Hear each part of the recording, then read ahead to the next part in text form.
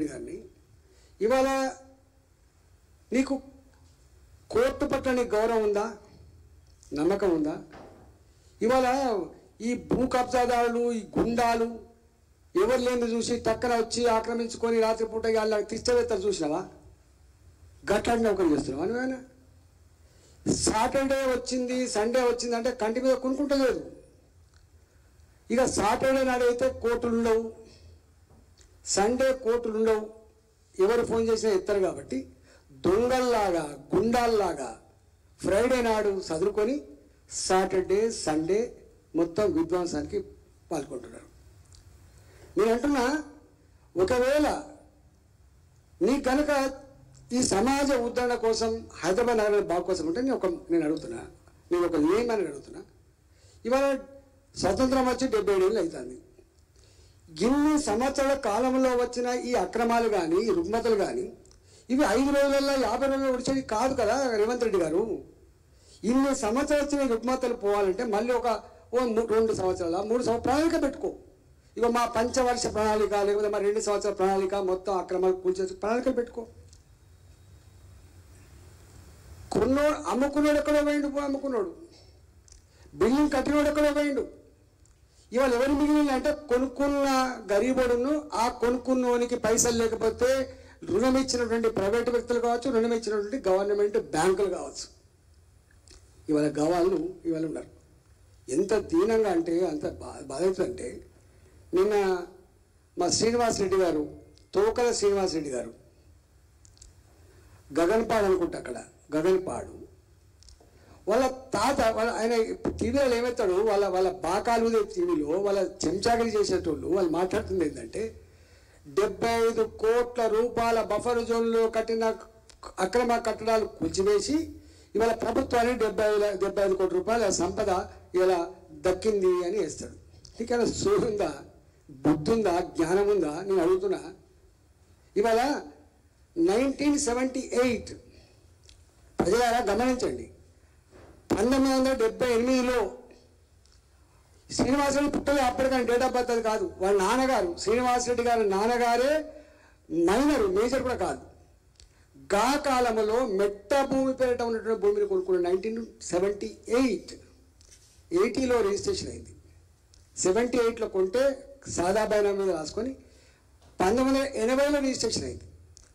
ఆ 80 నుంచి వాళ్ళు ఉంటున్నారు అక్కడ. పాపం వాళ్ళు కొన్ని షెడ్లు వేసుకున్నారు, అక్కడ వేరే వాళ్ళు కూడా కిరాయికి ఇచ్చిండ్రు. 1000 గజాలు 2000 గజాలు కిరాయికి ఇచ్చిండ్రు, వాళ్ళు షెడ్ వేసుకొని నడుపుతున్నారు.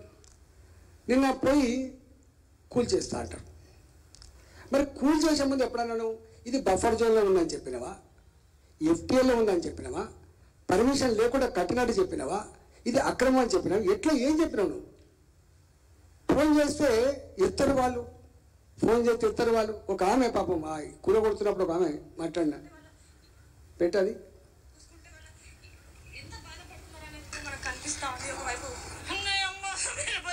कैंसर है, हमको थोड़ा टाइम दे दो प्लीज। मेरे बच्चे को उसको छोटा बच्चा है साहब, कोई भी करने वाला नहीं है, पानी का काम है। मेरे बच्चे को कैंसर है साहब, रिपोर्ट बोले तो मैं पूरे बता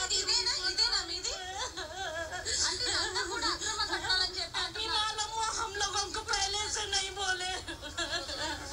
కేవలం ఇప్పుడు మాత్రమే చెప్పారు, ఇంతకు ముందు కూడా ఏ ఆర్డర్స్ కూడా ఇవ్వని పరిస్థితి ఉంది. కాబట్టి మా బాబుకి క్యాన్సర్ ఉంది, మాకు కొంచెం సమయం ఇస్తే మేము ఏదో ఒకటి చేసుకుంటాము అని చెప్పి కూడా వాళ్ళు చెప్పడం జరుగుతుంది. ప్రస్తుతం చూడొచ్చు ఇప్పుడు ఎంత బాధపడుతున్నారు ఏంటనేది.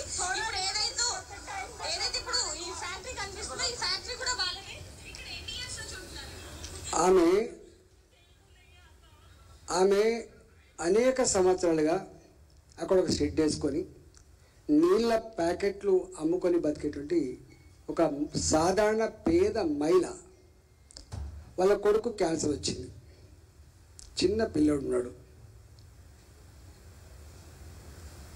వాళ్ళకు ఉపాధి అది తప్ప ఇంకోట్లేదు. ఏమన్నారు వాళ్ళు? ఎప్పుడు ఒకనాడన్నా మీరు వచ్చి ఒక నోటీస్ ఇచ్చిన సందర్భం లేదు, ఇది కూలగొడతామని చెప్పిన సందర్భం లేదు. దాని పక్కకే శ్రీనివాసరెడ్డి ఉంటాడు.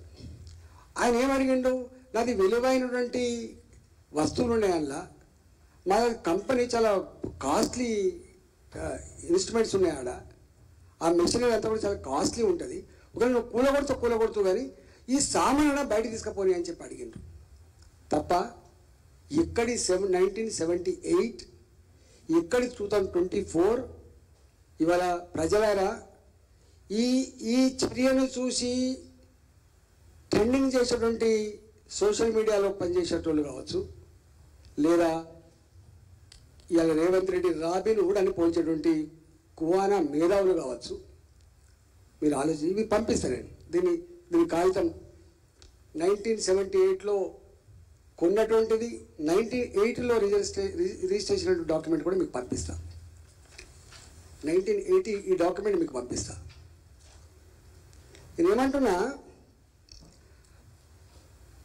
మర్డర్ చేసినోడు కూడా జైల్లో పోయినప్పుడు ఉరిశిక్ష పడితే ఓ 6 నెలలు 2 నెలలు 2 సంవత్సరాలు ఏమైనా మనసు మార్చుకుంటారా, మీకు ఏమైనా చివరి కోరిక ఉందా అని చెప్పి అడుగుతారు.